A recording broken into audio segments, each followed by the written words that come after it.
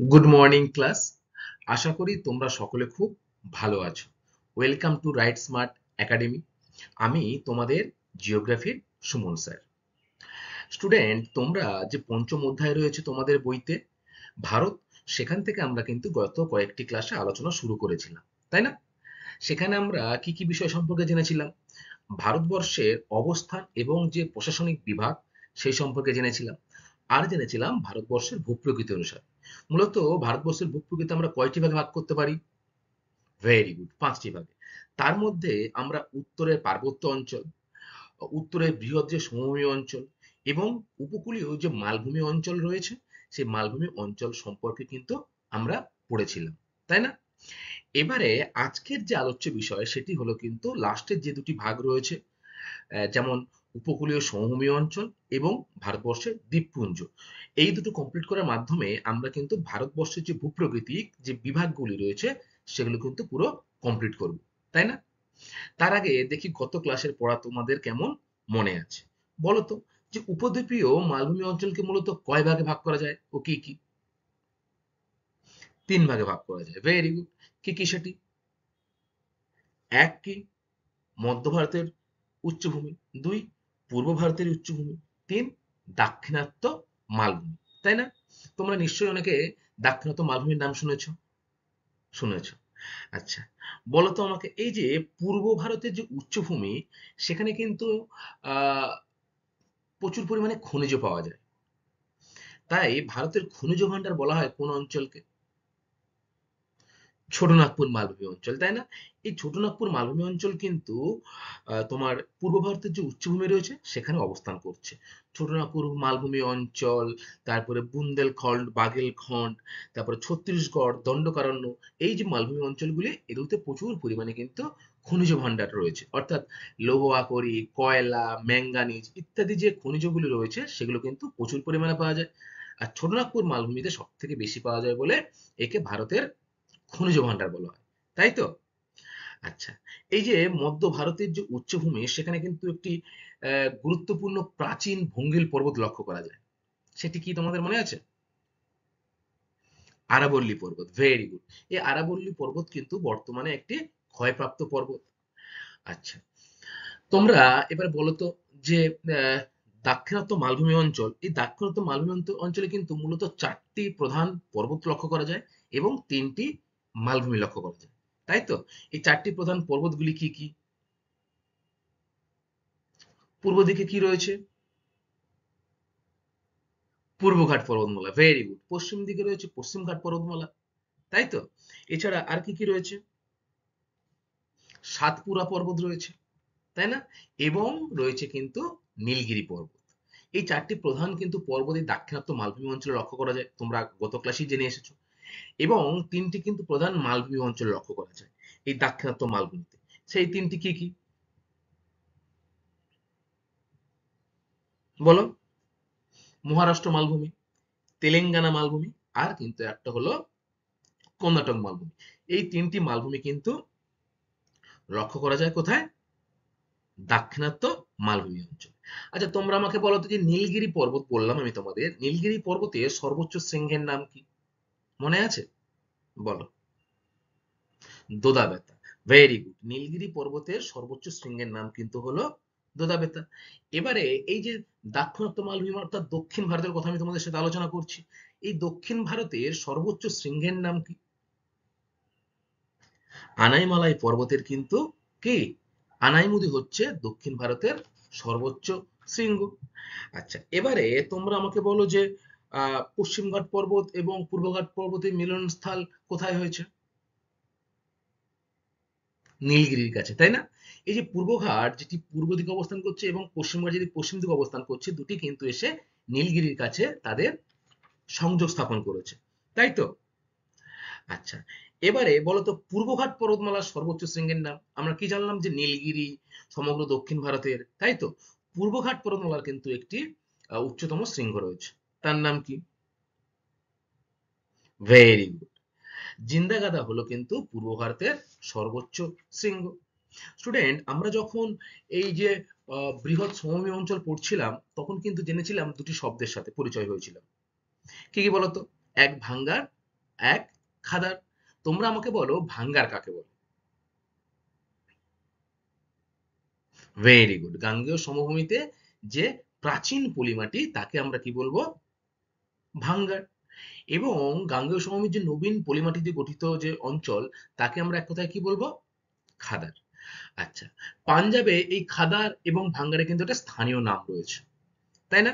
তাহলে তোমরা আমাকে বলো যে পাঞ্জাবে নতুন পলিগঠিত যে অঞ্চল তাকে আমরা কি বলবো? ভেরি গুড, বেড, তাই না? এবং যে আহ, প্রাচীন পলিগঠিত যে অঞ্চল সেটাকে স্থানীয় ভাষায় কি বলে পাঞ্জাবে? ধায়া। Very good. তাহলে তোমরা পড়াশোনা করছো, খুব ভালো। এবারে আমাকে বলো তো যে আহ, ভারতবর্ষে যে রাজ্য পুনর্গঠন কমিশন হয়েছিল, অর্থাৎ ভারতবর্ষ স্বাধীনতা লাভের পর অনেক রাজ্য কিন্তু আস্তে আস্তে ভেঙে গেছিল, তাই না? প্রশাসনিক সুবিধার জন্য কিন্তু এগুলো ভাঙা হয়েছিল। এছাড়া ভাষার ভিত্তিতে ভাঙা হয়েছিল। এছাড়া কোনো ঐতিহাসিক স্থান, পর্যটন কেন্দ্র ইত্যাদি রূপে কিন্তু ভাঙা হয়েছিল, তাই না? এই যে ভাষার ভিত্তিতে ভাঙা হয়েছিল যে রাজ্য, সেটি কি বলতো? প্রথম কোন রাজ্য? অন্ধ্রপ্রদেশ। Very good. আচ্ছা, রাজ্য পুনর্গঠন কমিশন কত সালে স্থাপিত হয়েছিল, মনে আছে তোমাদের? Very good. রাজ্য পুনর্গঠন কমিশন 1953 তে কিন্তু প্রতিষ্ঠিত হয়েছিল, তাই না? ভারতবর্ষের নবীনতম রাজ্য কোনটি? অর্থাৎ আহ, সর্বশেষ যে রাজ্যরূপে যে জায়গাটা আত্মপ্রকাশ করেছে তার নাম কি? তেলেঙ্গানা। বাহ, খুব ভালো বলেছো যে 2014 সালে তেলেঙ্গানা রাজ্যটা কিন্তু আত্মপ্রকাশ করে ভারতের নবীনতম রাজ্য হিসেবে, তাই তো? আচ্ছা, আমরা ভারতের ভূপ্রকৃতি যখন পড়েছিলাম, প্রথমে কি পড়েছিলাম? উত্তরে পার্বত্য অঞ্চল, তাই না? সেই উত্তরে পার্বত্য অঞ্চলে কিন্তু প্রধান 4টি পর্বতমালা রয়েছে। কি কি বলতো? কারাকোরাম, জাসকার রয়েছে, হিমালয় রয়েছে, তাই না? এই যে হিমালয়ের কথাটা আমি তোমাদের সাথে বললাম, হিমালয় কিন্তু প্রায় 2500 কিলোমিটার দীর্ঘ পথ অতিক্রম করেছে পশ্চিম থেকে পূর্বে ভারতবর্ষের মধ্যে। তাহলে এই পশ্চিম থেকে পূর্বে হিমালয়ের যে শুরু এবং শেষ সেটা কোথায় তোমরা আমাকে বলো? পশ্চিমে কোথায় স্টার্ট হয়েছে? পশ্চিমে নাঙ্গা পর্বতে স্টার্ট হয়েছে হিমালয়, তাই না? এবং পূর্ব দিকে অরুণাচল প্রদেশের মধ্যে কিন্তু গিয়ে সেটা কোথায় শেষ হয়েছে? বলো। Very good. তাহলে পশ্চিমে কিন্তু সেটি যেখানে শেষ হচ্ছে সেটি কিন্তু হচ্ছে নামচাওয়ারা। আর পূর্বে যেখানে শুরু হচ্ছে, সরি, পশ্চিমে যেখানে শুরু হচ্ছে সেটা নাঙ্গা পর্বত এবং পূর্বে যেখানে শেষ হচ্ছে সেটা হলো কি? নামচাওয়ারা, তাই তো? আচ্ছা, ভেরি গুড। আজকে আমরা এই ভারতীয় ভূপ্রকৃতির মধ্যে যে লাস্ট দুটি পার্ট, উপকূলীয় সমভূমি অঞ্চল, অর্থাৎ সমুদ্র তীরবর্তী যে সমভূমি অঞ্চল রয়েছে, আমাদের ভারতবর্ষের কেবলমাত্র উত্তর দিকেই রয়েছে পাহাড় পর্বত, এবং তার তিন দিকে অর্থাৎ পূর্ব, আহ, পশ্চিম এবং দক্ষিণ দিকে কিন্তু রয়েছে উপকূলবর্তী অঞ্চল, অর্থাৎ সমুদ্র দ্বারা ঘেরা, তাই না? পূর্ব দিকে কোন সমুদ্র বা সাগর রয়েছে? বঙ্গোপসাগর। পশ্চিমে কি রয়েছে? আরব সাগর। Very good. এবং দক্ষিণ দিকে কি রয়েছে? ভারত মহাসাগর। তাহলে তিন দিকের অংশটা কিন্তু জল দ্বারা বেষ্টিত, তাই না? এই সমুদ্রের তীরবর্তী যে অঞ্চল সেটি কিন্তু হলো উপকূলীয় সমভূমি অঞ্চল। এটা নিয়ে আমরা আজকে জানবো, এবং আমরা এর পরে জানবো দ্বীপপুঞ্জ সম্পর্কে। অর্থাৎ চারিদিকে জল রয়েছে, মাঝখানে একটা স্থলভাগ, সেটিকে আমরা কি বলবো? দ্বীপপুঞ্জ। এবং অসংখ্য দ্বীপপুঞ্জ নিয়ে কিন্তু অনেক অঞ্চল গড়ে উঠেছে, সেই সম্পর্কে আমরা আলোচনা করব। প্রথমে আমরা জেনে নেব যে উপকূলীয় সমভূমি সম্পর্কে। দেখো, প্রথমে আমরা জানবো কিন্তু এই উপকূল সমভূমির অবস্থান কোথায়, অর্থাৎ কোন কোন জায়গা জুড়ে কিন্তু এটি অবস্থান করছে এবং এর আয়তন কত বা বিস্তার কত। উপদ্বীপীয় মালভূমির দুই পাশে আরব ও বঙ্গোপসাগরের বরাবর যে সংকীর্ণ সমভূমি অঞ্চল গড়ে উঠেছে সেটাই কিন্তু হলো উপকূলীয় সমভূমি অঞ্চল। তোমরা উপদ্বীপীয় মালভূমি অঞ্চল পড়ে এসেছো, সেখানে কি দেখেছিলে? পূর্বঘাট আর পশ্চিমঘাট পর্বতমালা। ঠিক তার পশ্চিম দিকে এবং পশ্চিমঘাট পর্বতের পশ্চিম দিকে এবং পূর্বঘাট পর্বতের পূর্ব দিকে যে অংশটা রয়েছে সেটি কিন্তু হলো কোন অংশ? উপকূলীয় সমভূমি অঞ্চল। দেখো, তোমরা ছবি দেখলে বুঝতে পারবে এটা কোন পর্বত? পশ্চিমঘাট। এটা কোন পর্বত? পূর্বঘাট। এই অঞ্চল দুটির, দেখো এই সাইটে অনেকটা জায়গা রয়েছে, তাই না? এই যে অংশটা এটাই কিন্তু হলো উপকূলীয় সমভূমি, অর্থাৎ সমুদ্র তীরবর্তী যে অঞ্চল সেটাকে আমরা কি বলবো এক কথায়? উপকূলীয় সমভূমি অঞ্চল। মূল ভূখণ্ডে উপকূল রেখার দৈর্ঘ্য 5,423 কিলোমিটার। অর্থাৎ মূল ভূখণ্ডের মধ্যে ভারতবর্ষের যে উপকূল রেখা, এই উপকূল রেখার কিন্তু দৈর্ঘ্য 5,423 কিলোমিটার। এবারে এই যে উপকূলীয় সমভূমি অঞ্চল, এর উৎপত্তি হয়েছে কি করে সেটা আমাদের জানতে হবে। কি করে উৎপত্তি হয়েছে? দেখো, ভূ আলোড়নের অবনমন ও সমুদ্র তরঙ্গের কাজ দ্বারা কিন্তু পশ্চিম উপকূলীয় সমভূমির সৃষ্টি হয়েছে। অর্থাৎ এইদিকে যে উপকূলীয় সমভূমি অঞ্চল রয়েছে, সেই অঞ্চলটা সৃষ্টি হচ্ছে কিভাবে?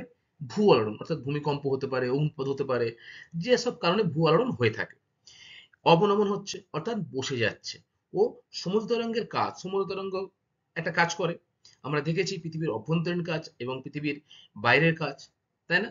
সেই বাইরের কাজের মধ্যে সমুদ্র তরঙ্গ, বায়ু প্রবাহ, হিমবাহ, জোয়ার ভাটা ইত্যাদি কাজ করে। ঠিক তেমনি সমুদ্র তরঙ্গের কাজ দ্বারা পশ্চিম উপকূলীয় সমভূমি কিন্তু গঠিত হয়েছে। আর অপরদিকে পূর্ব পূর্ব উপকূলীয় সমভূমি কিভাবে গঠিত হয়েছে? দেখো, নদী ও সমুদ্র তরঙ্গের মিলিত সঞ্চয় কার্যের ফলে কিন্তু পূর্ব উপকূলীয় সমভূমির সৃষ্টি হয়েছে। অর্থাৎ নদী তার উচ্চ প্রবাহ থেকে নিম্ন প্রবাহে যে পলি সঞ্চয় করে নিয়ে আসছে, তার দ্বারাই কিন্তু এই যে সমভূমি সেটির কিন্তু সৃষ্টি হয়েছে। তাহলে একটা জিনিস কিন্তু তোমরা বুঝতে পারছো যে এই সমগ্র অঞ্চলকে, অর্থাৎ উপকূলীয় সমভূমি অঞ্চলকে আমরা কিন্তু দুটি ভাগে ভাগ করছি, প্রধানত দুটি ভাগে ভাগ করছি, তাই না? কি কি? দেখো, প্রথমে কি দাঁড়ালো? যে পশ্চিম উপকূল। তারপরে কি দাঁড়ালো? পূর্ব উপকূল। তাহলে এই দুটি কিন্তু প্রধান ভাগ, এর মধ্যে আবার অনেক উপবিভাগও কিন্তু রয়েছে। সেগুলি কি? দেখো, ভূপ্রাকৃতিক বিভাগ, অর্থাৎ এই যে অঞ্চলটাকে, উপকূলীয় সমভূমি অঞ্চলকে প্রধানত দুটি ভাগে ভাগ করে যাচ্ছে। নাম্বার ওয়ান বা ক, কি লেখা আছে? যে পশ্চিম উপকূলীয় সমভূমি। নাম্বার খ বা 2 নম্বর যেটা আছে সেটি কিন্তু হলো পূর্ব উপকূলীয় সমভূমি। অর্থাৎ এই দিকের অংশ একটি, আর একটি হলো কিন্তু এই দিকের অংশ। পশ্চিম উপকূলে অনেকগুলি কিন্তু ভাগ রয়েছে, উপবিভাগ রয়েছে। সেগুলি কি কি? দেখো, কচ্ছ উপদ্বীপ রয়েছে। কোন জায়গাটা কচ্ছ উপদ্বীপ? দেখো, এই জায়গাটা কিন্তু হলো কচ্ছ উপদ্বীপ। ঠিক আছে? সমুদ্রের তীরবর্তী অঞ্চল। আবার রয়েছে তার ঠিক পরে কাথিয়াবাড় উপদ্বীপ। অর্থাৎ এই যে অঞ্চলটা, এই অঞ্চলটা কিন্তু হলো কাথিয়াবাড় উপদ্বীপ। সমুদ্রের তীরবর্তী কিন্তু সবই অঞ্চল। গুজরাট উপকূল, গুজরাট উপকূলটা কিন্তু ঠিক এই জায়গাটায়। ঠিক আছে? তারপর রয়েছে কোঙ্কণ উপকূল সমভূমি। কোঙ্কণ উপকূল কোথায়? এই যে ভাগটা রয়েছে এখান থেকে এই অবধি, এটি কিন্তু হলো কোঙ্কণ উপকূল। অর্থাৎ এই কোঙ্কণ উপকূল কিন্তু মহারাষ্ট্রের মধ্যে পড়ছে। মহারাষ্ট্র যে রাজ্যটি রয়েছে, সেই রাজ্যটি কিন্তু একেবারে যে পশ্চিম প্রান্ত, সেটি কিন্তু হলো কোঙ্কণ উপকূল। এরপরে রয়েছে কর্ণাটক উপকূল। দেখো, এখান থেকে এই যে ভাগটা রয়েছে এই অবধি, এটা কি উপকূল? কর্ণাটক উপকূল। এবং লাস্টে রয়েছে কিন্তু মালাবার উপকূল। অর্থাৎ এই যে লাস্ট অংশটা, এখান থেকে এই যে কন্যাকুমারী অবধি, সেটি কিন্তু হলো কি মালাবার উপকূল। তাহলে তোমরা কিন্তু পশ্চিম দিকের ভাগগুলো সম্পর্কে জানলে। পশ্চিম দিকের ভাগগুলি উত্তর থেকে দক্ষিণে এসছে। সেগুলি কচ্ছ উপদ্বীপ প্রথমে, তারপরে কাথিয়াবাড় উপদ্বীপ, তারপরে রয়েছে গুজরাট উপদ্বীপ, তারপরে রয়েছে কোঙ্কণ বা মহারাষ্ট্র, কর্ণাটক উপকূলীয় সমভূমি, এরপরে রয়েছে মালাবার উপকূলীয় সমভূমি অঞ্চল। এরপরে আমরা দেখব পূর্ব দিকে কোন কোন উপকূলীয় সমভূমির বিভাগগুলি রয়েছে। দেখো, পূর্ব দিকে যে বিভাগ, সেটিকে মূলত তিনটি ভাগে ভাগ করা যায়। তিনটি ভাগ কি কি? প্রথমে দেখো রয়েছে উড়িষ্যা উপকূল বা উৎকল উপকূলীয় সমভূমি। অর্থাৎ এই যে অংশটা, দেখো এখানে লেখা রয়েছে উত্তর সরকার উপকূল বা উড়িষ্যা উপকূল অঞ্চল। দ্বিতীয় কি হচ্ছে? দ্বিতীয় রয়েছে দেখো অন্ধ্র উপকূলীয় সমভূমি। অর্থাৎ অন্ধ্রপ্রদেশের মধ্যে কিন্তু এই উপকূলীয় সমভূমিটি অবস্থান করছে। এই অংশটা কিন্তু হলো, এই যে এখান থেকে এই অবধি, এই অংশটা কিন্তু হলো অন্ধ্র উপকূলীয় সমভূমি অঞ্চল। এবং শেষ যে ভাগটি, সেটি কিন্তু হলো করমণ্ডল বা তামিলনাড়ু উপকূল। অর্থাৎ এইখান থেকে একদম শেষ কন্যাকুমারী অবধি যে ভাগটা রয়েছে, সেটি হলো কিন্তু এই যে লেখা রয়েছে দেখো, করমণ্ডল বা তামিলনাড়ু উপকূলের মধ্যে পড়ছে। তাহলে আমরা ভূপ্রাকৃতিক বিভাগ সম্পর্কে জানলাম। আহ উপকূলে যে সমভূমি অঞ্চল রয়েছে তার দুটি ভাগ, পশ্চিম এবং পূর্ব। এবারে আমরা প্রতিটি ভাগ সম্পর্কে উপবিভাগ, অর্থাৎ এই যে কচ্ছ উপকূল, কাথিয়াবাড়, এই উপবিভাগ সম্পর্কে বিস্তারিত জানব। পশ্চিম উপকূলীয় সমভূমি। দেখো, প্রথমে আমরা জানবো অবস্থান সম্পর্কে। আরব সাগর রয়েছে পশ্চিম দিকে এবং পশ্চিমঘাট পর্বত রয়েছে পূর্ব দিকে। এর মাঝখানের যে অংশটা রয়েছে সেটি কিন্তু হলো পশ্চিম উপকূলীয় সমভূমি। অর্থাৎ তোমরা পশ্চিমঘাট পর্বত কোথায় পড়েছিলে? এই অংশটাতে, তাই না? এই অংশটাতে। এবং আরব সাগর রয়েছে এপারে। এর যে মাঝখানে যে সমভূমি অঞ্চলটা রয়েছে, এই যে কালারিং করা যে অঞ্চলটা, সেটি কিন্তু হলো কি অঞ্চল? পশ্চিম উপকূলীয় সমভূমি অঞ্চল। এর মধ্যে দেখো মহারাষ্ট্র, গোয়া, কর্ণাটক, তারপরে গুজরাট, কেরালা, এইসব রাজ্যগুলো কিন্তু অবস্থান করছে।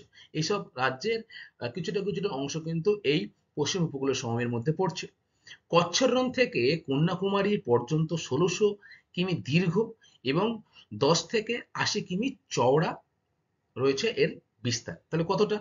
এই যে কচ্ছর রণ, তোমরা ভালো করে দেখো, এখানে রয়েছে কচ্ছর রণ, তাই না? এখান থেকে এই যে কন্যাকুমারিকা লেখা, এই কন্যাকুমারিকা পর্যন্ত সমস্ত অঞ্চলের যে দৈর্ঘ্য সেটি কিন্তু হলো ১৬০০ কিলোমিটার। এবং এই অঞ্চলটির যদি প্রস্থ বলি, এই প্রস্থ তাহলে কত? সেটি ১০ থেকে ৮০ কিমি চওড়া। খুবই ভগ্ন দ্বীপ, উপহ্রদ, হ্রদপূর্ণ অঞ্চল দ্বারা কিন্তু এই অঞ্চল গঠিত হয়েছে। খাড়া ঢালের জন্য বদ্বীপহীন অঞ্চল এই পশ্চিম উপকূল সমভূমি। এটি আবার কয়েকটি উপবিভাগ আমরা পড়েছিলাম।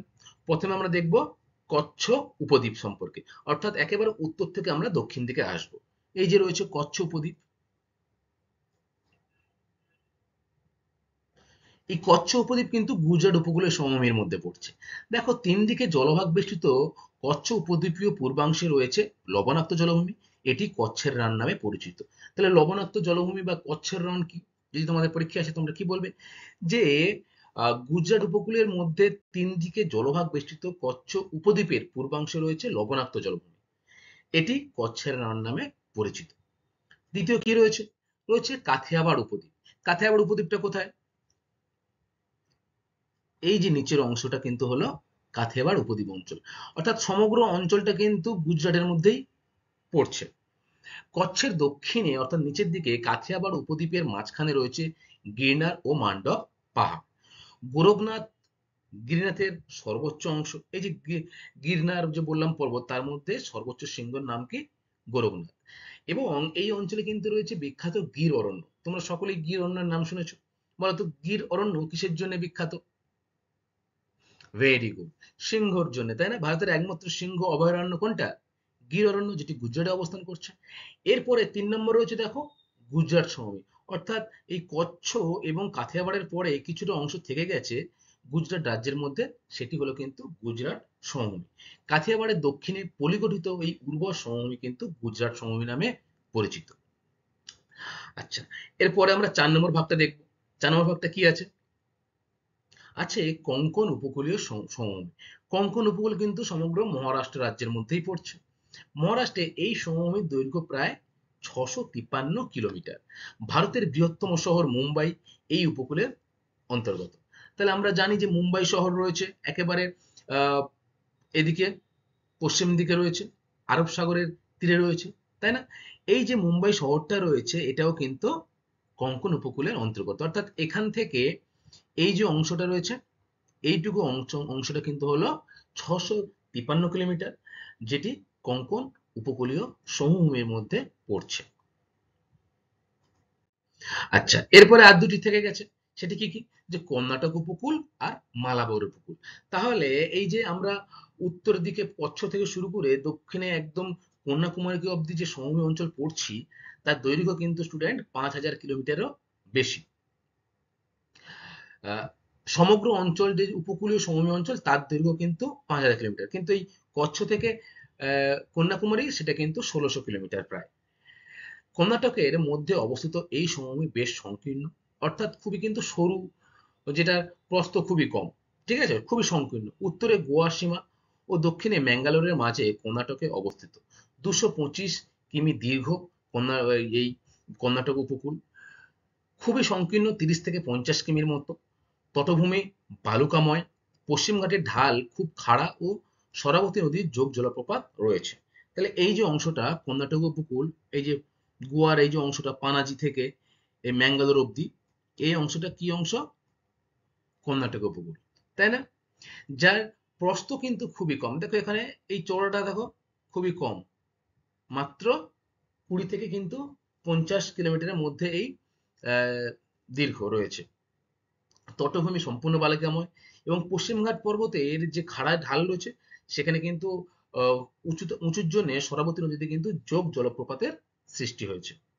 আচ্ছা, এরপরে যে পশ্চিমঘাটের বা পশ্চিম প্রান্তের বা পশ্চিম উপকূলীয় যে লাস্ট বিভাগটা রয়েছে সেটি হলো মালাবার উপকূল।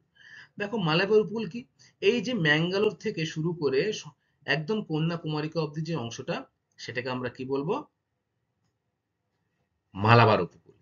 কেরালার এই সমভূমিতে অসংখ্য জলাভূমি দেখা যায়। এখানকার বালিয়াড়িগুলিকে স্থানীয় ভাষায় টেরিস বলা হয়। Very important. যদি বলে যে মালাবার উপকূলে স্থানীয় যে আহ, ভাষায় যে টেনিস বলা হয় সেটি কি, এই টেরিসটি হলো কিন্তু বালিয়াড়িগুলো। বালিয়াড়িকে স্থানীয় ভাষায় বলা হচ্ছে টেরিস। এবং এই মালাবার উপকূলে কিন্তু অসংখ্য জলাভূমি লক্ষ্য করা যায়। সেই জলাভূমিগুলোকে কি বলা হয়, কয়াল। আচ্ছা, এরপর আমরা পড়বো পূর্ব উপকূলীয় সমভূমি অঞ্চল। পূর্ব উপকূলীয় সমভূমি অঞ্চলকে আমরা কয় ভাগে ভাগ করতে পারি, 3 ভাগে। কি কি? উৎকল বা উড়িষ্যা উপকূলের সমভূমি নাম্বার 1, নাম্বার 2 কি অন্ধ্রপ্রদেশের উপকূলের সমভূমি, এবং নাম্বার 3 হচ্ছে তামিলনাড়ু বা করমণ্ডল যে উপকূল তার সমভূমি অঞ্চল। অর্থাৎ এই যে কালারিং করার অংশ দেখছো ভারতের পূর্ব দিকে কন্যাকুমারী অব্দি, কিন্তু এই অংশটা কিন্তু হলো পূর্ব উপকূলীয় সমভূমি অঞ্চল। বঙ্গোপসাগর ও পূর্বঘাটের মাঝে উড়িষ্যা, অন্ধ্রপ্রদেশ ও তামিলনাড়ুতে অবস্থান করছে এই পূর্ব উপকূলীয় সমভূমি। আমরা কি পড়েছিলাম, এরকম স্থানে রয়েছে কিন্তু এই যে লেখা রয়েছে দেখো পূর্বঘাট পর্বতমালা, এর ঠিক পূর্ব দিকে এবং বঙ্গোপসাগরের পশ্চিম দিকে কিন্তু রয়েছে এই সমভূমি অঞ্চল, যেটি পূর্ব উপকূলীয় সমভূমি নামে পরিচিত। উত্তরে সুবর্ণরেখা নদী থেকে দক্ষিণে কন্যাকুমারিকা অন্তরীপ পর্যন্ত 1500 কিমি দীর্ঘ এবং প্রশস্ত কত অর্থাৎ চওড়া কত, 80 থেকে 120 কিলোমিটার। এখান থেকে সুবর্ণরেখা থেকে এই যে অংশটা এই কন্যাকুমারিকা অবধি এই যে দীর্ঘ সেটি কিন্তু 1500 কিলোমিটার এবং চওড়া 80 থেকে 120 কিলোমিটার। আচ্ছা, উপবিভাগগুলি কি কি, 3টি ক্ষুদ্র অঞ্চলে কিন্তু এটি বিভক্ত। নাম্বার 1 পড়বো আমি যে উৎকল বা উড়িষ্যা উপকূলীয় সমভূমি। উড়িষ্যা উপকূলীয় সমভূমি কি থেকে শুরু হয়েছে, এখান থেকে শুরু হয়ে কিন্তু এই যে এই অবধি এসছে কিন্তু উড়িষ্যা উপকূলীয় সমভূমি অঞ্চল। উড়িষ্যা সুবর্ণরেখা থেকে ঋষিকুল্যা নদী পর্যন্ত 400 কিমি দীর্ঘ। মহানদী বদ্বীপ অঞ্চল সুপ্রশস্ত। এখানে চিল্কা এশিয়ার বৃহত্তম লেগুন। তাহলে লেগুন যদি বলে এশিয়ার বৃহত্তম লেগুনের নাম কি, চিল্কা। শুধু এশিয়া না, ভারতবর্ষের মধ্যে বৃহত্তম কিন্তু এই চিল্কার হ্রদ। বহু বালিয়াড়ীয় জলাভূমি লক্ষ্য করা যায় এই উড়িষ্যা উপকূল অঞ্চলে। আচ্ছা, দ্বিতীয় যে ভাগটি রয়েছে সেটি কিন্তু হলো অন্ধ্র উপকূলীয় সমভূমি। অর্থাৎ যে অঞ্চলটা এই অন্ধ্রপ্রদেশের অংশে অবস্থান করছে। ঋষিকুল্য ছিল লাস্ট। এই ঋষিকুল্য থেকে কিন্তু পুলিকট উপহ্রদ পর্যন্ত 425 কিলোমিটার দীর্ঘ এই অন্ধ্র উপকূলীয় সমভূমি অঞ্চল। তাহলে তোমরা ছবিতে দেখে বলো কত দূর এখান থেকে কোন অব্দি, এই যে রয়েছে দেখো লেখা পুলিকট হ্রদ, এই অবধি। এই যে সমগ্র অঞ্চলটা, এই অঞ্চলটার দৈর্ঘ্য কত, 425 কিলোমিটার। ঠিক আছে, এখানে গোদাবরী কৃষ্ণা নদী কিন্তু তার বদ্বীপ সৃষ্টি করেছে। সুউচ্চ বদ্বীপ কিন্তু এখানে লক্ষ্য করা যায়। এখানে কোলেরু যে উপহ্রদ সেটাও কিন্তু লক্ষ্য করা যায়। লাস্টে রয়েছে করমণ্ডল বা তামিলনাড়ু উপকূলীয় সমভূমি। দেখো এই যে এতগুলো ভাগ আমরা পড়লাম, 3টি প্রধান ভাগ, সব থেকে বেশি অঞ্চল জুড়ে কিন্তু রয়েছে পূর্ব উপকূলের এই করমণ্ডল উপকূল বা তামিলনাড়ু উপকূল। তামিলনাড়ুর যে পুলিকট হ্রদ রয়েছে সেই পুলিকট হ্রদ থেকে একেবারে কন্যাকুমারী অবধি কিন্তু প্রায় 675 কিলোমিটার দীর্ঘ অঞ্চল জুড়ে এটি অবস্থান করছে। এবং এর যদি আমরা প্রশস্ত ভাবি বা চওড়া ভাবি সেটি কিন্তু 100 থেকে 130 কিলোমিটার প্রশস্ত। এখানে পুলিকট উপহ্রদ রয়েছে। কাবেরী বদ্বীপ হলো দক্ষিণ ভারতের শস্য ভাণ্ডার। অর্থাৎ কাবেরী নদী কিন্তু এখানে বদ্বীপ সৃষ্টি করেছে এবং এর মৃত্তিকা এতটা উর্বর, সমগ্র দক্ষিণ ভারতের মধ্যে কিন্তু সব থেকে বেশি শস্য উৎপন্ন হয় কোথায়, এই কাবেরী নদীর অববাহিকা অঞ্চলে। তাহলে এই কারণে দক্ষিণ ভারতের শস্য ভাণ্ডার বলা হয় কাবেরী নদীর বদ্বীপ অঞ্চলকে। মনে থাকবে। তাহলে দক্ষিণ ভারতের শস্য ভাণ্ডার কাকে বলা হয়, কাবেরী নদীর বদ্বীপ অঞ্চলকে। তাহলে আমরা কিন্তু পূর্ব উপকূলীয় সমভূমি এবং পশ্চিম উপকূলীয় সমভূমির যে বিভাগগুলো রয়েছে সেগুলো সম্পর্কেও বিস্তারিত জানলাম, তাই তো? এই যে পুলিকট, এখান থেকে একেবারে কন্যাকুমারী অবধি হলো করমণ্ডল উপকূল বা তামিলনাড়ু উপকূল। জেনে রেখো। দেখো স্টুডেন্ট, আমরা কিন্তু কতগুলো নতুন শব্দের সাথে পরিচয় করলাম, তাই না? যেমন কয়াল, লেগুন, কচ্ছের রং, এই বিষয়গুলো কি আমরা একটু ডিটেলস জানবো। কয়াল কি? ভূ আন্দোলনে বারংবার উত্থান এবং নিমজ্জনের কারণে মালাবার উপকূলের অসংখ্য জলাভূমির সৃষ্টি হয়েছে। তাহলে মালাবার উপকূলে কিন্তু অসংখ্য জলভূমি রয়েছে, এগুলোকে কিন্তু স্থানীয় ভাষায় কি বলা হয়? কয়াল। ভারতের যদি বলে বৃহত্তম কয়ালের নাম কি, তুমি কি বলবে? ভেম্বানাদ রয়েছে বৃহত্তম কয়াল। এছাড়া অষ্টমুদি, পারাভুন, ভেলানি প্রভৃতি বিখ্যাত কিন্তু কয়াল এই মালাবার উপকূলে লক্ষ্য করা যায়। তাহলে এই যে দেখো রয়েছে ভেম্বানাদ, তোমরা ছবিতে দেখতে পাচ্ছ। এই ভেম্বানাদ কিন্তু হলো ভারতবর্ষের বৃহত্তম কয়াল, অর্থাৎ নিমজ্জিত যে জলাভূমি, সেই জলাভূমি। তাহলে কয়াল শব্দের অর্থ তোমরা জানলে। এরপর রয়েছে দেখো লেগুন। লেগুন কি? উপকূল অঞ্চলের আবদ্ধ বা সংকীর্ণ অংশ দ্বারা সমুদ্রের সাথে যুক্ত লবণাক্ত অগভীর জলাশয় হলো কিন্তু লেগুন। ভারতের বৃহত্তম লেগুনের নাম কি? চিল্কার হ্রদ, যেটি কোথায় অবস্থিত? উড়িষ্যা রাজ্যে, তাই তো? শুধু ভারত নয়, এশিয়ার কিন্তু বৃহত্তম যদি চিল্কা বৃহত্তম যদি লেগুন বলি, সেটি কিন্তু হবে চিল্কা। উপকূল অঞ্চলের আবদ্ধ বা সংকীর্ণ অংশ দ্বারা কিন্তু সমুদ্রের সাথে যুক্ত থাকে এবং এটি কিন্তু লবণাক্ত অগভীর যে জলাশয়, তাকে আমরা এক কথায় কি বলবো? লেগুন। কোলেরু, পুলিকট ইত্যাদি আরো ভারতের বিখ্যাত লেগুন রয়েছে। এদের মধ্যে সব থেকে বিখ্যাত যে লেগুনটি সেটি হলো কিন্তু চিল্কা। আচ্ছা, তাহলে তোমরা আমাকে বলো যে চিল্কার হ্রদ বা চিল্কা লেগুন ভারতবর্ষের কোন রাজ্যে লক্ষ্য করা যায়? ভেরি গুড, উড়িষ্যাতে, তাই না? এই যে রয়েছে দেখো, এটি কিন্তু চিল্কা হ্রদের একটি ছবি। আচ্ছা, এরপরে রয়েছে দেখো কচ্ছের রণ। রণ শব্দের অর্থ কি বলতো, তোমরা জানো? জানো না, আমি বলে দিচ্ছি শোনো। রণ কথার অর্থ হচ্ছে কিন্তু লবণাক্ত জলাভূমি। গুজরাটের কচ্ছ উপসাগরের উত্তর পূর্বে লবণাক্ত জলাভূমিকে আমরা কি বলবো? কচ্ছের রণ। তাহলে এই যে ভারতবর্ষ, ভারতবর্ষের মধ্যে দেখো একদম একদম যে পশ্চিম দিকে গুজরাট রয়েছে, সেই গুজরাটের উত্তর পূর্ব দিকে কিন্তু লবণাক্ত জলভূমি লক্ষ্য করা যায়। সেই উত্তর পূর্ব দিক থেকে লবণাক্ত জলভূমিকে আমরা কি বলবো? কচ্ছের রণ। আচ্ছা স্টুডেন্ট, এরপরে আমরা কি জানবো বলতো, যে উপকূলীয় সমভূমি অঞ্চলের গুরুত্ব কি। অর্থাৎ আমরা যখন উত্তরে পার্বত্য অঞ্চল পড়েছিলাম, সেখানকার যে পার্বত্য অঞ্চলের গুরুত্ব আমাদের জীবনে কতখানি সেটা লক্ষ্য করেছিলাম। আবার মালভূমি অঞ্চলের যেমন গুরুত্ব রয়েছে, ঠিক তেমনি উপকূলীয় সমভূমি অঞ্চলের গুরুত্ব কিন্তু অপরিসীম। বিশেষ করে ভারতের জনজীবনে এই উপকূলীয় সমভূমির গুরুত্ব অপরিসীম। নাম্বার এক, খনিজ সম্পদ।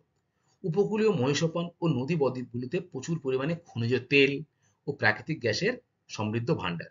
কেরলের বালিতে মোনাজাইট পাওয়া যায়, কচ্ছরণে লবণ উৎপাদন হয়ে থাকে। তাহলে তোমরা বুঝতেই পারছো যে খনিজ সম্পদ বা তৈল উত্তোলন অঞ্চল কিন্তু এই সামুদ্রিক তীরবর্তী এই অঞ্চলগুলি, ঠিক আছে?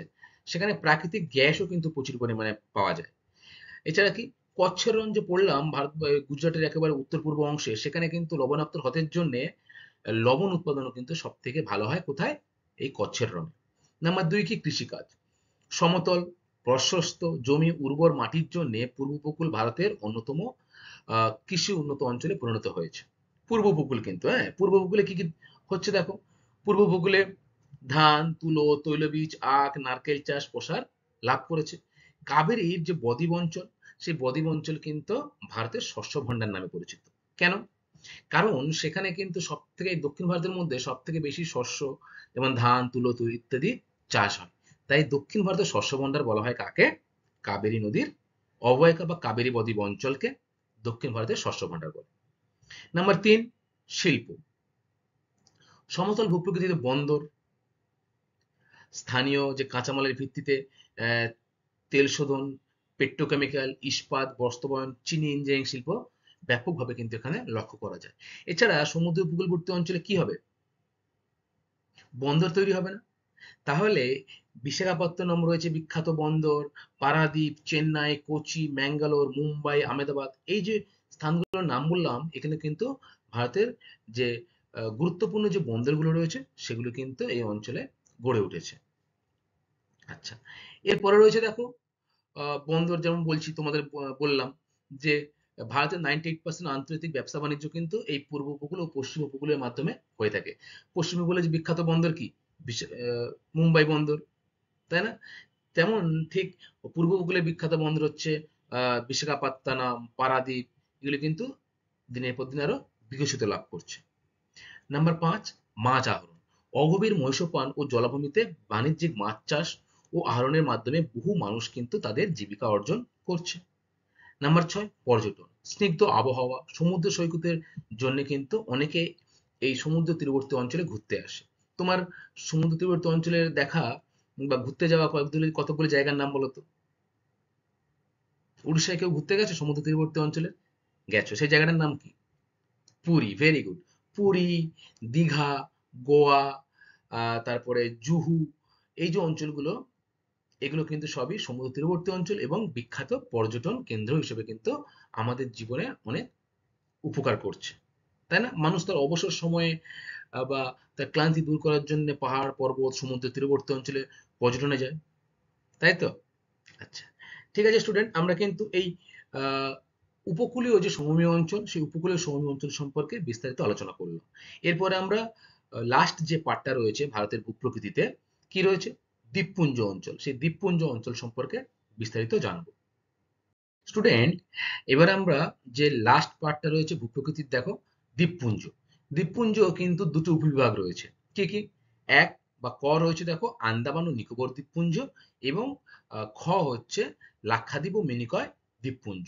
প্রথমে আমরা আন্দামান ও নিকোবর দ্বীপপুঞ্জ সম্পর্কে বিস্তারিত জানবো। দেখো, আমাদের দেশ ভারতবর্ষ, এটাই ছবিতে, তাই তো? দেখো, এই যে অঞ্চলটা রয়েছে এখানে কিন্তু রয়েছে আন্দামান নিকোবর দ্বীপপুঞ্জ, এটাও কিন্তু ভারতবর্ষের অংশ, তাই তো? তাহলে আন্দামান নিকোবর দ্বীপপুঞ্জের অবস্থান তোমরা দেখলে কোথায়? প্রায় 265টি ছোট বড় দ্বীপ নিয়ে কিন্তু এই আন্দামান ও নিকোবর দ্বীপপুঞ্জ গড়ে উঠেছে। তা কোথায় গড়ে উঠেছে? বঙ্গোপসাগরে, তাই না? দ্বীপীয় বৃত্তচাপ আকারে অবস্থিত এই দ্বীপগুলিকে কি দ্বীপ বলা হয়? আগ্নেয় দ্বীপও কিন্তু বলা হয়। 10 ডিগ্রি চ্যানেলের মাধ্যমে দ্বীপগুলিকে দুটি শ্রেণীতে ভাগ করা হয়েছে। কি কি শ্রেণী সেটা? এক হচ্ছে উত্তরে গ্রেট আন্দামান দ্বীপসমূহ, এবং 2 নম্বর কি, যে নিকোবর দ্বীপসমূহ। একটা গ্রেট আন্দামান আর একটা নিকোবর দ্বীপসমূহ। কত ডিগ্রি চ্যানেলের মাধ্যমে দুটিকে ভাগ করা হয়েছে? খুবই গুরুত্বপূর্ণ প্রশ্ন। 10 ডিগ্রি চ্যানেলের মাধ্যমে কিন্তু ভাগ করা হয়েছে। উত্তর আন্দামানে স্যাডেল পিক আন্দামানের সর্বোচ্চ শৃঙ্গ। তাহলে এই আন্দামান দ্বীপপুঞ্জের সবথেকে উঁচু স্থানের নাম কি হলো? Saddle peak. তার উচ্চতা কত? 737 মিটার। দক্ষিণ আন্দামানের মাউন্ট হ্যারিয়েন্ট অন্য একটি উল্লেখযোগ্য শৃঙ্গ। এখানে দুটো কিন্তু আগ্নেয়গিরি রয়েছে ভারতবর্ষে। কি কি তোমাদের মনে আছে? তোমরা কিন্তু আগে এটা পড়ে এসেছো। ব্যারন, তাই না? ব্যারন ও নারকন্ডাম দুটো আগ্নেয় দ্বীপ রয়েছে, এবং সেই সঙ্গে দুটি কিন্তু আগ্নেয়গিরিও, হ্যাঁ, এই দুটো কিন্তু আগ্নেয়গিরি, সাথে সাথে কিন্তু আগ্নেয় দ্বীপ, ব্যারন এবং নারকন্ডাম। খুব ভালো করে মুখস্থ করবে যে আন্দামান ও নিকোবর দ্বীপপুঞ্জে দুটি জীবন্ত আগ্নেয়গিরির উদাহরণ যদি কি বলে? ব্যারন ও নারকন্ডাম। আচ্ছা, এরপরে 2 নম্বর যে ভাগটা রয়েছে সেটা দেখো, যে লাক্ষা ও মিনিকয় দ্বীপপুঞ্জ। ভারতবর্ষের পশ্চিম এবং দক্ষিণ দিকে কিন্তু রয়েছে এই অংশটা, লাক্ষা ও মিনিকয় দ্বীপপুঞ্জ। দেখো, আগেরটা আমরা কি দেখেছিলাম? বঙ্গোপসাগরে রয়েছে কি এটা? আন্দামান নিকোবর দ্বীপপুঞ্জ। আর এটা কিন্তু হলো লাক্ষা ও মিনিকয় দ্বীপপুঞ্জ। আরব সাগরের এই দ্বীপপুঞ্জ নামেই কিন্তু হলো লক্ষদ্বীপ। ঠিক আছে, অপর নাম কি? লক্ষদ্বীপ। আসলে ছোট বড় 25টি দ্বীপ নিয়ে লাক্ষা ও মিনিকয় দ্বীপপুঞ্জ গঠিত হয়েছে। তাহলে এর আগে আমরা কি পড়েছিলাম? কতগুলি? 265 দ্বীপপুঞ্জ নিয়ে কিন্তু আন্দামান নিকোবর দ্বীপপুঞ্জ গড়ে উঠেছিল। আর লাক্ষা ও মিনিকয় কিন্তু আয়তনের একটা ছোট জায়গা, সেটি 25টি দ্বীপ নিয়ে কিন্তু গড়ে উঠেছে। সবগুলি হচ্ছে প্রবাল দ্বীপ। তাহলে প্রবাল দ্বীপের উদাহরণ কি? লাক্ষাদ্বীপ, তাই না? মিনিকয় দ্বীপপুঞ্জ, এগুলো কিন্তু সবই হলো প্রবাল দ্বীপ। দ্বীপগুলির কোনো স্থানই সমুদ্র সমতলের 5 মিটারের বেশি উঁচু নয়। অর্থাৎ সমুদ্র সমতল যে অংশ, সমুদ্র পৃষ্ঠ থেকে কিন্তু উচ্চতা বেশি না, 5 মিটারও কিন্তু উঁচু না। অনেক স্থানে লেগুন সৃষ্টি হয়েছে। আমরা লেগুন পড়েছিলাম। ভারতের বৃহত্তম লেগুনের নাম কি? ভেরি গুড, চিল্কা হলো ভারতের বৃহত্তম লেগুন, তাই তো? আচ্ছা, এখানকার উত্তরের দ্বীপগুলিকে বলা হয় আমেদিভি দ্বীপপুঞ্জ, এবং দক্ষিণের যে দ্বীপগুলিকে বলা হয় কান্নানোর দ্বীপপুঞ্জ, এবং আহ, দক্ষিণে আরো একটি দ্বীপপুঞ্জ রয়েছে, সেটি কিন্তু হলো মিনিকয় দ্বীপপুঞ্জ। এই তিনটি প্রধান দ্বীপপুঞ্জ নিয়েই কিন্তু এই লাক্ষা ও মিনিকয় দ্বীপপুঞ্জ গঠিত হয়েছে। অর্থাৎ এই যে তিনটি উপভূভাগ রয়েছে, আমেদেবী, কান্নাকোর আর মিনিকয়, এই তিনটি কিন্তু প্রধান দ্বীপপুঞ্জ এখানে রয়েছে। তাহলে আমরা কিন্তু দ্বীপপুঞ্জ সম্পর্কেও জানলাম। দুটি প্রধান দ্বীপপুঞ্জ তোমরা মনে রাখবে, বেশি কিছু নয়। দুটো কি কি, যে আন্দামান নিকোবর দ্বীপপুঞ্জ এবং লাক্ষা ও মিনিকয় দ্বীপপুঞ্জ। আন্দামান মিনিকয় দ্বীপপুঞ্জ 265টিরও বেশি রয়েছে তোমার কি দ্বীপ, এবং লাক্ষা ও মিনিকয় 25টি দ্বীপ রয়েছে। যদি বলে আহ, ভারতবর্ষের দুটি আগ্নেয়গিরির উদাহরণ, তাহলে তোমরা কি বলবে? যেটি আন্দামান নিকোবর দ্বীপপুঞ্জ রয়েছে, কি কি? ব্যারন ও মার্কন্ডম, তাই তো? আচ্ছা, ভেরি গুড। এরপরে আমরা দেখব এই দ্বীপপুঞ্জ অঞ্চল আমাদের জীবনে কতখানি প্রভাবিত করে বা কতখানি প্রভাব বিস্তার করেছে। দ্বীপপুঞ্জ বন্ধুর অরণ্যাবৃত, অর্থাৎ প্রচুর অরণ্য গাছপালা কিন্তু রয়েছে এই অঞ্চলে। মূল ভূখণ্ড থেকে বহু দূরে থাকায় খুবই অনুন্নত, লোকবসতি খুবই কম। দেখো, দ্বীপপুঞ্জ মানে চারিদিকে সমুদ্র রয়েছে, মাঝখানে উঁচু স্থল রয়েছে, সেখানে বন্ধুর ভূপ্রকৃতি যেমন লক্ষ্য করা যায়, তেমনি অরণ্যাবৃত, প্রচুর অরণ্য রয়েছে, মূল ভূখণ্ড থেকে বহু দূরে অবস্থান করছে। ফলে এখানে কি মানুষ বেশি বসবাস করবে? করবে না, তাই না? এবং মানুষ বেশি বসবাস না করার জন্য জায়গাটা কিন্তু অনুন্নত হয়ে রয়েছে। কি কি ভূমিকা আমরা পাই এখান থেকে, বা কি কি গুরুত্বপূর্ণ অবদান রাখে? বনজ সম্পদ। আন্দামানে বৃষ্টি অরণ্য থেকে মূল্যবান কাঠ, ভেষজ ওষুধ পাওয়া যায়। কাঠ শিল্পের উন্নতি ঘটেছে কিন্তু আন্দামান নিকোবর দ্বীপপুঞ্জে। দেখো, গাছপালা এবং সমুদ্র তীরবর্তী অঞ্চল হওয়ার জন্য এখানে কিন্তু প্রায় সময়ই বৃষ্টি হয়। হুম, বৃষ্টি অরণ্য কিন্তু, অর্থাৎ নিরক্ষীয় যে অঞ্চল, সেই নিরক্ষীয় অঞ্চলের মধ্যে কিন্তু এটা পড়তে পারে। প্রায় সারা বছরই কিন্তু এখানে বৃষ্টি হয়ে থাকে। নাম্বার দুই কি, কৃষিকাজ। দ্বীপপুঞ্জের উপকূলীয় সমভূমিতে গোলমরিচ, লবঙ্গ, দারুচিনি, এলাচ ও নারকেল চাষ কিন্তু খুব ভালো হয়। দেখো, এই যে দ্বীপের উপকূলবর্তী অঞ্চলগুলো রেখেছে দেখো, অর্থাৎ স্থলভাগের যে অঞ্চল, সেটি কিন্তু প্রচুর নারকেল গাছ পাওয়া যায়। সাথে সাথে যে আহ, মশলার যে দামি মশলা, যেমন লবঙ্গ, দারুচিনি, এলাচ, এগুলো, গোলমরিচ, এগুলো কিন্তু এই দ্বীপপুঞ্জে ভালো হয়। আর কি হয়? মাছ আহরণ। দ্বীপপুঞ্জগুলির অধিবাসীরা সমুদ্র থেকে কিন্তু বিপুল পরিমাণ মাছ আহরণ করে, ঠিক আছে, এবং আহরণ করে তাদের কিন্তু জীবিকা নির্বাহ করে থাকে। নাম্বার চার বলছে পর্যটন। আন্দামান সেলুলার জেল, আদিম অধিবাসীদের জন্য এবং লক্ষাদ্বীপে প্রবাল প্রাচীরের জন্য পর্যটন কেন্দ্র কিন্তু গড়ে উঠেছে। এই যে তোমরা দেখতে পাচ্ছ, এটি কিন্তু আন্দামানের বিখ্যাত সেলুলার জেল। দেখো, স্বাধীনতার আগে ভারতবর্ষের ইংরেজরা কিন্তু উম, এই আন্দামান নিকোবর সেলুলার জেলে মানুষকে কিন্তু আহ, পাঠিয়ে দিত। অর্থাৎ মূল ভূখণ্ড থেকে অনেক দূরে অবস্থান করছে, যাতে থেকে সে ফিরে আসতে না পারে, সেই জন্য কিন্তু ও, ইংরেজরা বিপ্লবীদের এখানে স্থানান্তরিত করত। এছাড়া আর কি কি পর্যটন, লাক্ষাদ্বীপে রয়েছে, সেখানেও সমুদ্র সৈকতে প্রায় হাজার হাজার লক্ষ লক্ষ মানুষ কিন্তু প্রতি বছর ভ্রমণের উদ্দেশ্যে যায়। বেশিরভাগ মানুষ এই যে অঞ্চলগুলোতে কিন্তু ভ্রমণের উদ্দেশ্যেই যায়, ঠিক আছে? তাই এখানকার কিছু কিছু মানুষদের কিন্তু অর্থনৈতিক উপার্জনের মূল ভিত্তি হলো পর্যটন। ঠিক আছে স্টুডেন্ট, আমরা আজকের আহ, যে অংশ দুটো বাকি ছিল সেটি পড়লাম। এক কি পড়লাম? দ্বীপপুঞ্জ। আর দ্বিতীয় কি পড়লাম? যে উপকূলীয় সমময় অঞ্চল, তাই তো? এর আগে আমরা যে তিনটি পাঠ পড়েছি, যেমন উত্তরে পার্বত্য অঞ্চল, উত্তরের বৃহৎ নদী গঠিত সমভূমি অঞ্চল, মালভূমি অঞ্চল পড়েছি, তাই তো? তাহলে আমরা কিন্তু ভূপ্রকৃতির বিভাগটা আজকে সম্পূর্ণ করলাম। আজকে যেটুকু পড়লাম সেখান থেকে কয়েকটি গুরুত্বপূর্ণ প্রশ্ন তোমাদের জন্য রেখেছি, সেগুলো একটু আমরা দেখব। কয়েকটি গুরুত্বপূর্ণ প্রশ্ন। প্রথমে রয়েছে, দেখো, 1 নম্বর, এশিয়ার বৃহত্তম লেগুনের নাম কি? তোমরাই বলো আমাকে। চিল্কা হ্রদ, তাই না? এবং সেটি কোন রাজ্যে অবস্থিত? উড়িষ্যা রাজ্য। এবং উড়িষ্যা রাজ্য আহ, কোন উপকূলীয় সমভূমি অঞ্চলের মধ্যে পড়ছে? পূর্ব উপকূলীয় সমভূমির মধ্যে পড়ছে। Very good. এরপর রয়েছে, দেখো, কচ্ছর রণ কাকে বলে? রণ শব্দের অর্থ কি? ভেরি গুড, জলাভূমি, তাই না? এবারে গুজরাট রাজ্যের যে উত্তর পূর্বাংশ লবণাক্ত জলাভূমিগুলো রয়েছে, তাকে স্থানীয় ভাষায় কি বলা হয়? কচ্ছের রণ। আচ্ছা, নাম্বার 3, ভারতের বৃহত্তম কোয়েলের নাম কি? তোমরাই বলো। ভেরি গুড, ভেম্বানাদ হলো কিন্তু বৃহত্তম কোয়েল। এছাড়া অষ্টমুদি রয়েছে, সেটাও গুরুত্বপূর্ণ একটি বা বিখ্যাত একটি কয়াল। 4 নম্বর, পশ্চিম উপকূলীয় সমভূমি কোন কোন উপকূলীয় সমভূমি নিয়ে গঠিত? উত্তর থেকে দক্ষিণে বলো দেখি কোন কোনগুলি। কচ্ছ উপকূলীয় সমভূমি, ভেরি গুড। তারপর কাথিয়াবাড় উপকূলীয় সমভূমি, তারপরে কোঙ্কণ বা মহারাষ্ট্র রয়েছে, তারপরে রয়েছে কর্ণাটক ও মালাবার উপকূলীয় সমভূমি অঞ্চল নিয়ে কিন্তু পশ্চিম উপকূলীয় সমভূমি গঠিত। যদি তোমাদের আমি বলি যে পূর্ব উপকূলীয় সমভূমি কোন কোন অঞ্চল নিয়ে গঠিত, প্রধান তিনটি ভাগ কি কি বলো?